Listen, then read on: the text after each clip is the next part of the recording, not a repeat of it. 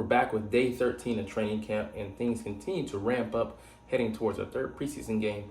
And man, we're like only less than 3 weeks away from facing Green Bay down in Brazil.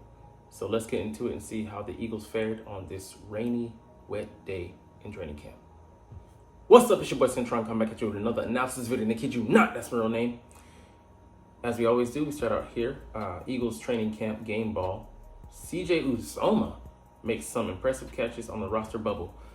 So this guy, he hasn't had the best start training camp. He's a 9-year vet, formerly of the Jets, and I forget what other team he played with, but the guy's like a offensive lineman. He's like 6'4", 5", 270. So he's an excellent blocker, even though he hasn't shown that prowess yet in the preseason games. But can he be the tight end 3? He finally flashed today, making some spectacular catches. Had it in corner route with Goddard doing the out, so he was going over the top. Jalen Hurts locked onto Goddard, or so the defense thought.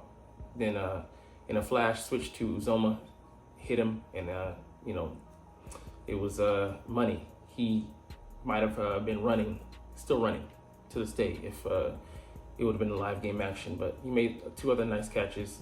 They had some balls swatted away from James Bradbury, swatted one away from him in the end zone, red zone. So it wasn't perfect, but a good showing for someone who was expected to be much better than this in training camp in the beginning. It's a fight right now. Dallas Goedert T1 and Grant Calcaterra T2, with the third guy yet to be decided. Who's it going to be? Alberto, he's too inconsistent. Uzomah, he hasn't lived up to his billing so far. A guy like E.J. Jenkins could play, but he has little special teams value, and how's his blocking? So this guy, we know he can do it. He's done it for 8 years up to this point, and is heading into his 9th year. Is he up for the task? So don't know, but at least today he passed the smell test. And then it was the second team unit, the whole unit, just dominating out there, being physical. Vic Fangio, throwing some blitzes at Jalen Hurts and the second team unit. I mean, they thoroughly, thrashed Kenny Pickett today, and even held Tanner McKee in check for some spats. But yeah, shout out to them, and the defense looked like they were up to the task today for the most part. And wasn't domination thoroughly of the second team, the first team unit, but they did have their way with the second team, as we said, and they got some sacks in and some passes broken up. No interceptions yet for Jalen Hurts, but they did their job. So in inclement weather, what more can you ask for? All right, let's get into Jalen Hurts' watch. So QB1 stays interception free through rain and aggressive defense. So like I said, they were just going after it, blitzing him, and I don't know whether he had a thumbs up or a thumbs sideways, thumbs down. I don't know it was a thumbs down because he completed a fair percentage of his plays and took advantage. But for me, this one, with, like I said, inclement weather, I will give him the thumbs up because he took care of the football, didn't turn it over, and eat some sacks. And the players around you, your supporting unit, playing in this kind of environment, the ground can be slippery. Think about Super Bowl that we played in just 3 years ago now, where the field conditions were less than desirable, and traction was an issue. So you got guys blocking for him, slipping guys. He's hitting guys, but balls going through their hands, like it did with what's his name, Saquon Barkley on the screenplay. But these kind of things happen. And he weathered the storm, no pun intended, fought through it, and had a nice day. So they still can't get to him. I'm gonna give chalk it up to him, and I mean, it just shows you a world of difference, from last year. They're gonna get to him, but I want to see on a sunny day them dominate him like this. So I'm not gonna get too hard on him. Get too down on him or be too hard on him. 20 and 28, 71%. I'll definitely take it. All right, now to the main article. Eagles 2024 training camp practice notes day 13. Tanner McKee shows again that he should be QB2. So we'll get into this in a short later, but I mean, if they weren't playing favorites, he should be the QB2. But I get it. We made an investment, and we want to see if that's going to bear fruit. And rightfully so. We spent a third-round pick, and you don't want to invalidate that. But there will be time, and as Nick Sirianni said in his press conference, like these two guys are putting good tape out there.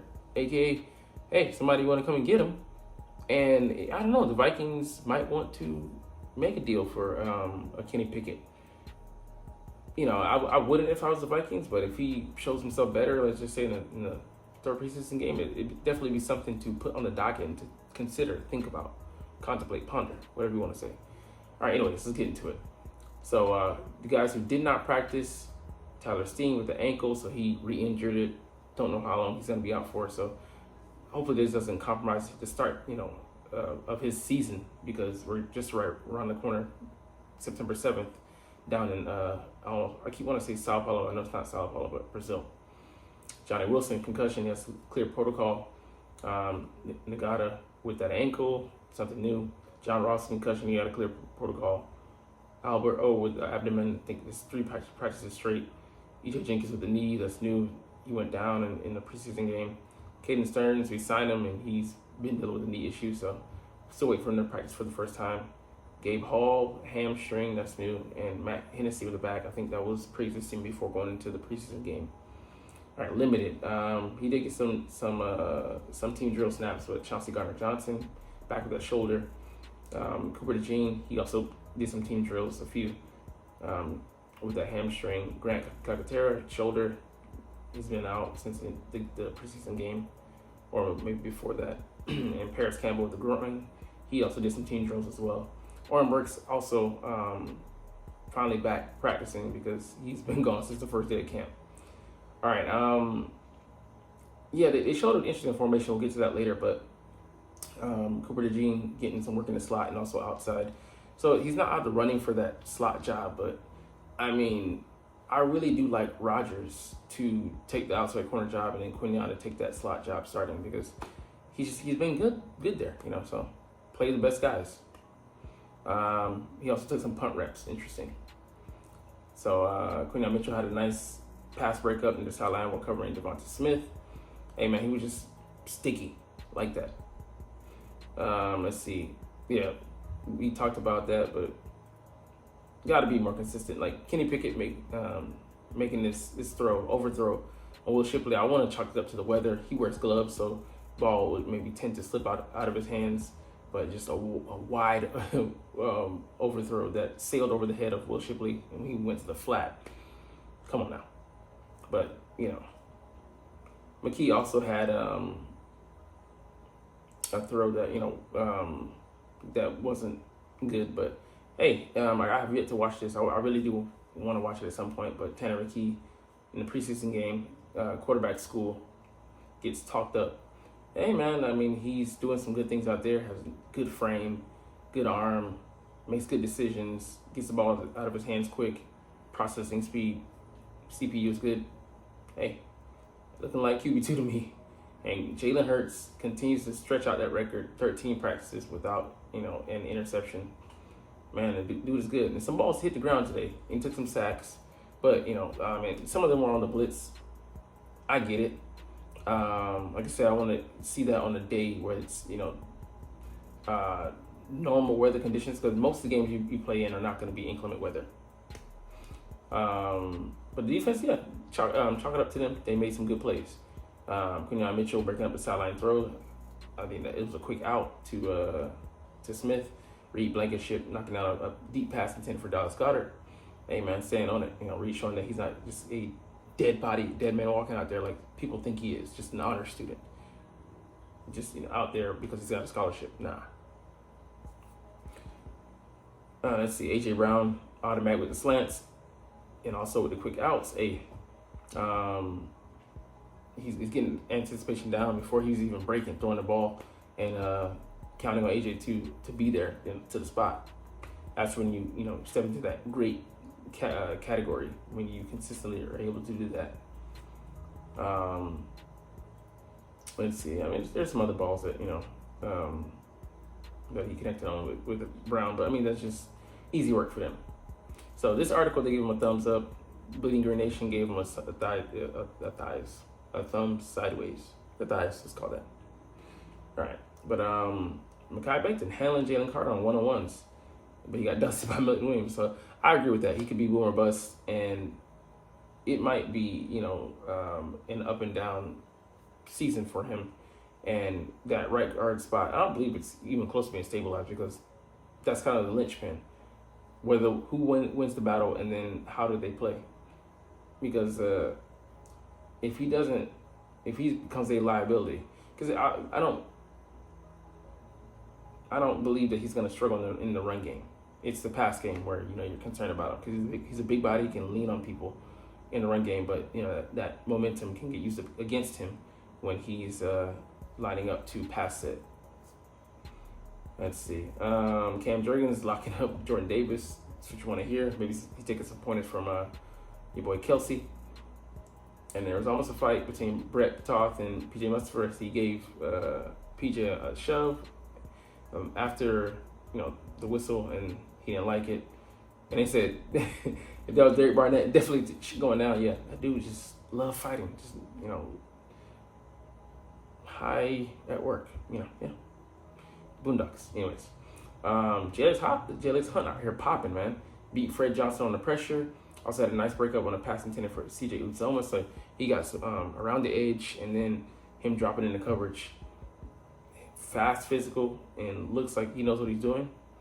Hey, man, he's going to be, I think, ahead of schedule where we thought he would be, and that's good news. Another guy who's looking better after having some bad practices, Nicole Dean, got dusted by Kenny Gainwell in the open practice at the link. But since then, being physical, shoulder checking Shipley, popping him, knocking him to the ground, been one of the more physical players. Hey, man, I love to hear that, because his starting job is at stake. He was gifted it last year. This year he's got to work for it. And Bond still got start in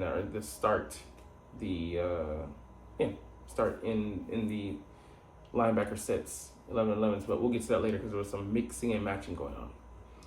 Anaya Smith made some nice catches. Hey, after CJ Gardner-Johnson said, he ain't done all camp 3 times, bro, you need to step your game up, and happily he did. All right, let's see what we can glean from the last little tidbits here on this second article, going into more Kenny Pickett struggles. All right. So the defender that Brown shook on the play to get open. One of the plays to get open was Darius Slay.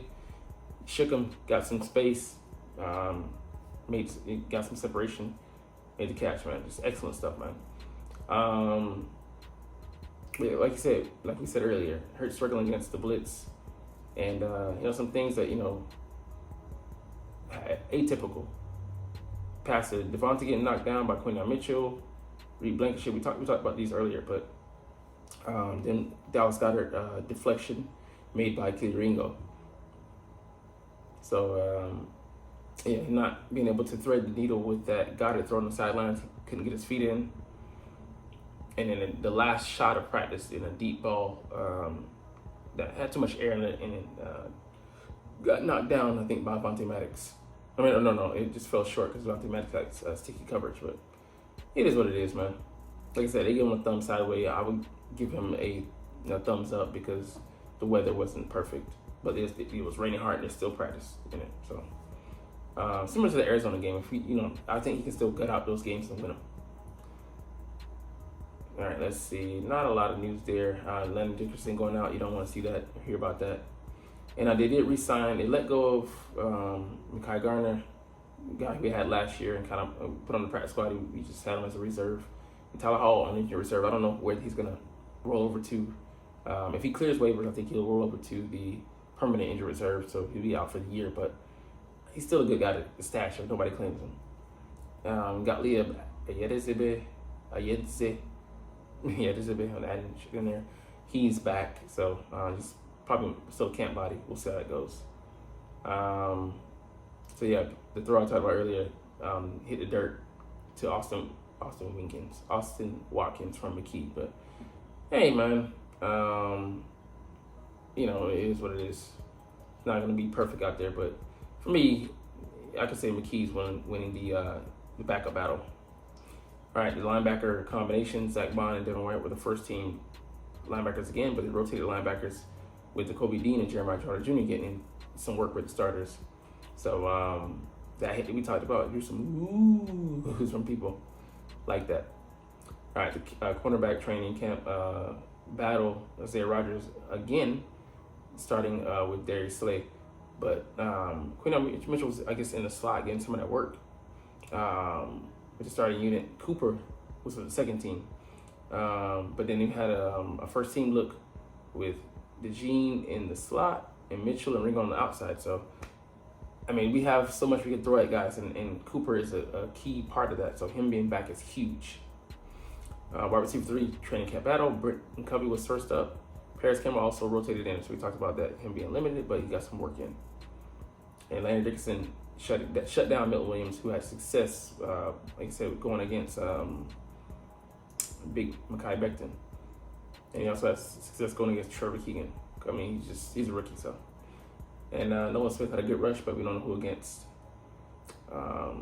Let's see.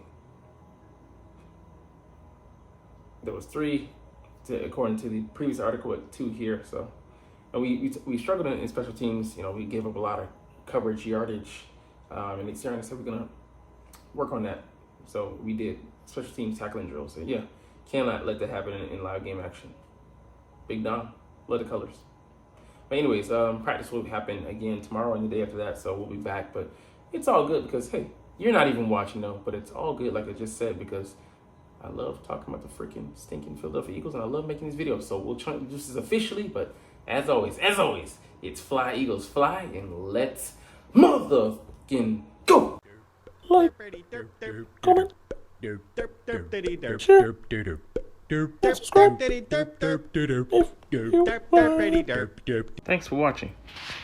Check me out at Cintron Anime, Cintron Life, or Cintron Laughs, or other social media.